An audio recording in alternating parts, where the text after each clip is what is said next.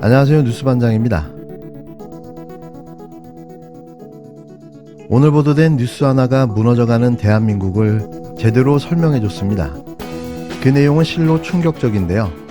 기획재정부의 발표에 의하면 6월 재정동향에 따르면 올 들어 4월까지 정부 총수입은 211조 8천억 원, 총지출은 240조 8천억 원으로 집계됐다는 겁니다.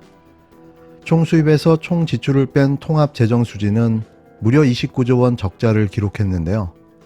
국민연금 등 4대 보장성 기금을 차감해 정부의 실질적 재정 상태를 보여주는 관리재정 수지 또한 45조 4천억 원 적자로 나타났습니다. 4월 기준 국가 채무는 1072조 7천억 원으로 전월보다 19조 1천억 원 증가했는데요. 이러다가 진짜 대한민국이 망하는 게 아닌지 우려와 걱정뿐입니다. 대기업 부자들 세금 다 깎아주고 서민과 근로자, 직장인들에게서 쥐어짜기 시작한 세금만으로는 역부족인 거죠. 코인의 힘, 불륜의 힘, 국민의 짐, 윤석열과 국힘당, 어쩌다가 부자들만 잘 사는 나라가 되어버린 걸까요? 제발 투표 좀 잘했으면 합니다. 안녕하세요. 김건희입니다. 제29회 서울국제도서전 개막을 진심으로 축하드립니다. 행사를 준비해주신 대한출판문화협회와 국내의 작가 여러분, 출판인 여러분 반갑습니다. 문화의 힘은 참으로 위대합니다. 그리고 더욱이 책의 힘은 그 위대함이 바탕이 되어집니다. 손가락으로 책 한 장이 넘어갈 때쯤 우리의 상상력과 생각은 무한대로 커지고 그 생각은 내 삶을 움직이는 힘의 근원이 되기 때문입니다. 또한 노란 종이의 촉감과 내용은 우리의 채취와 함께 어우러져 개인의 인생의 기록으로 남습니다. 따라서 책은 우리의 일부처럼 같이 성장하고 함께 익어갑니다. 그렇게 책은 기다림과 사유의 시간을 함께하는 우리의 친구입니다. 따라서 미래의 인공지능 환경이 결코 책으로 대체될 수 없는 이유입니다.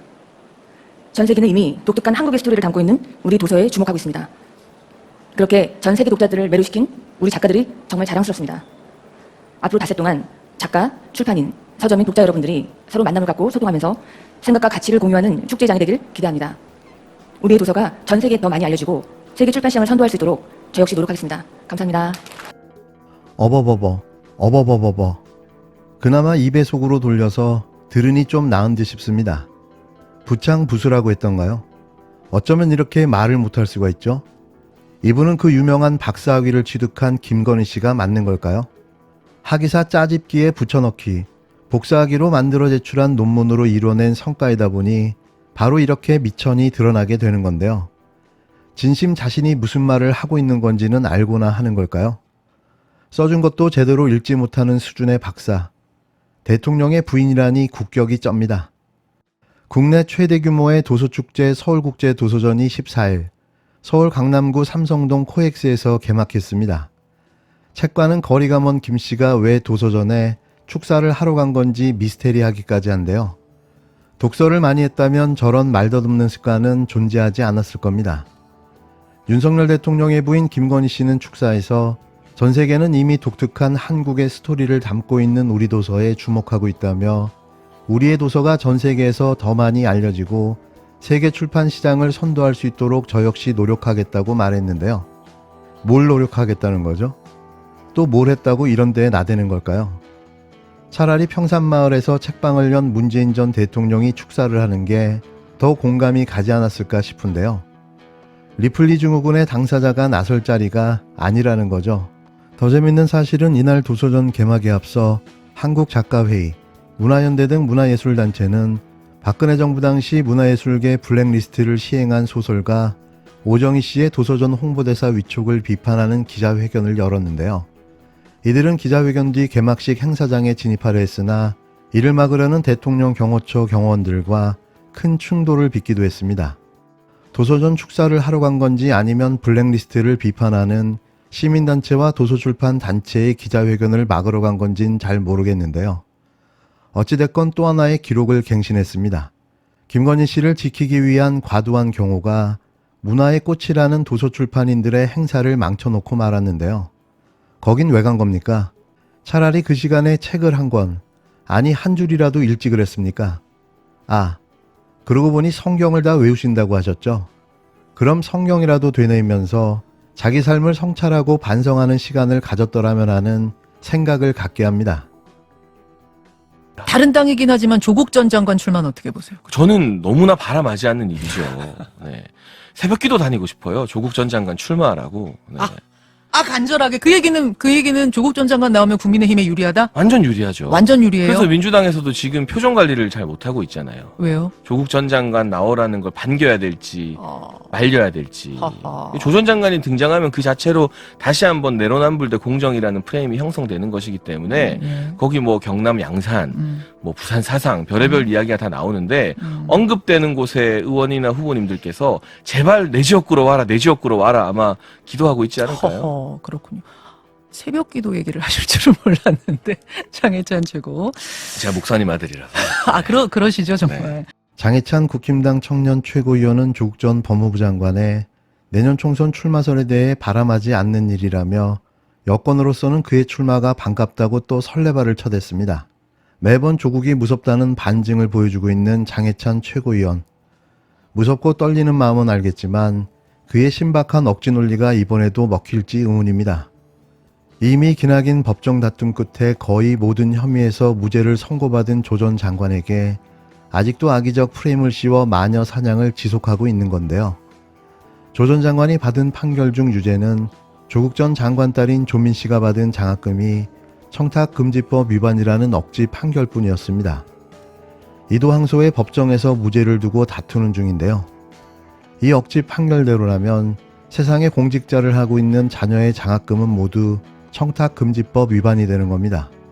장 최고위원은 15일 CBS 라디오 김현정의 뉴스쇼에 출연해 조 전 장관이 출마 여부를 놓고 정치권에 관심이 쏟아지고 있는 상황에 대해서 바람하지 않는 일이다. 조국 전 장관 출마라고 새벽 기도를 다니고 싶다며 헛소리를 늘어놓았는데요. 이에 진행자가 조 전 장관의 출마가 국힘당에 유리한 것이냐고 묻자 장 최고위원은 완전 유리하다며 조 전 장관 등장 그 자체로 다시 한번 내로남불 대 공정이라는 프레임이 형성되기 때문이라고 답했습니다. 이 지점에서 웃지 않을 수가 없는데요. 어따 대고 내로남불 불공정을 그 입에서 말할 수 있는 걸까요?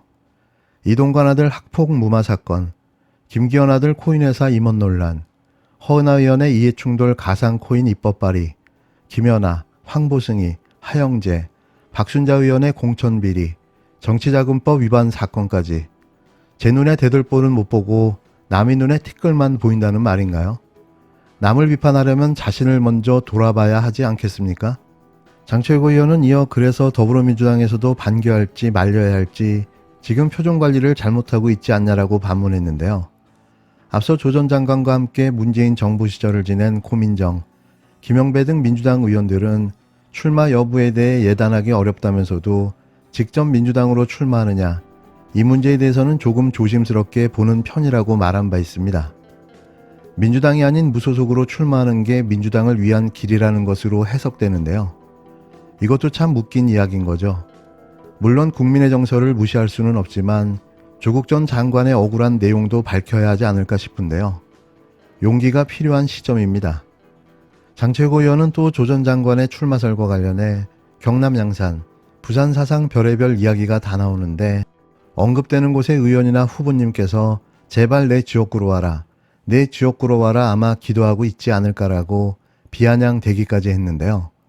반면 박근혜 정부를 대표하는 우병우 전 청와대 민정수석의 출마설엔 부정적인 입장을 내비쳤습니다. 장 최고위원은 다음 선거는 국힘당과 윤석열 정부가 미래를 이야기하는 선거여야 하는데 우리가 굳이 과거로 돌아갈 필요가 있을까라며 과거 정권의 상징성이 있는 분들은 원로로 남아서 본인들이 정부 주역이었을 때 느꼈던 어려움과 보완해야 할 점 등을 조언해주는 위치에 머무는 게 역사 발전, 국가 발전에 더 어울리는 길이라고 말했습니다. 왜요? 앞으로 하나 뒤로 하나 우병우는 출마하면 안 되는 걸까요? 당신들이 좋아하는 워딩을 빌리자면 아직도 탄핵의 강을 못 건너서 그러는 겁니까? 참 신박한 논리, 기막힌 궤변, 아직 젊은데 어쩌죠? 아니면 그냥 직함만 청년 최고위원인가요? 그러면서도 아마도 본인은 공천을 받아 한 자리를 노리고 있을 텐데요. 어디서나 당신 같은 사람은 꼭 필요해 보입니다. 하지만 그 쓰임새가 다 된다면 언제든 버려줄 수 있는 역할인데요. 얼마나 오래 잘 버티는지 지켜보겠습니다. 서울대 징계위원회가 조국 교수가 2019년 12월 31일 뇌물수수 혐의로 불구속 기소된 지 3년 5개월 만에 파면 조치했습니다. 징계위에 해부된 사유는 3가지로 딸의 장학금 600만 원 수수 의혹, 사모펀드 관련 증거 조작 의혹, PC 등 증거 은닉 조사 의혹인데 이 중 장학금 부분만 1심 유죄 판결이 났고 나머지 2개는 무죄입니다. 결국 딸의 장학금 600만 원으로 교수직을 파면한 것입니다. 장학금 600만 원으로 아버지는 교수직 박탈, 딸은 입학 취소 조치를 당했습니다. 검찰의 뇌물수수 기소는 기각됐고 김영란법 위반으로 억지 적용해서 이런 조치를 내린 겁니다. 대한민국 헌법은 모든 국민은 법 앞에 평등하다고 규정하고 있습니다. 과연 그런가? 모든 아내는, 모든 장모는, 모든 가족은 법 앞에 평등한가? 주가 조작 혐의, 논문 표절 의혹, 학력, 경력 조작 의혹을 받고 있는 대통령의 아내는 제대로 조사조차 받지 않고 퍼스트 레이디 놀이를 하고 있습니다. 딸, 동양대 표창장 문제 등으로 엄마는 징역 4년, 아버지는 교수직 파면, 딸은 입학 취소. 대한민국의 법과 정의는 살아있는가? 아니면 죽었는가? 진실과 정의는 최종적으로 누구의 손을 들어줄 것인가? 그것이 궁금합니다. 윤씨의 가족은 무죄, 조씨의 가족은 유죄. 윤씨의 가족의 희극, 조씨의 가족의 비극. 이 희극과 비극은 언제까지 지속될 것인가?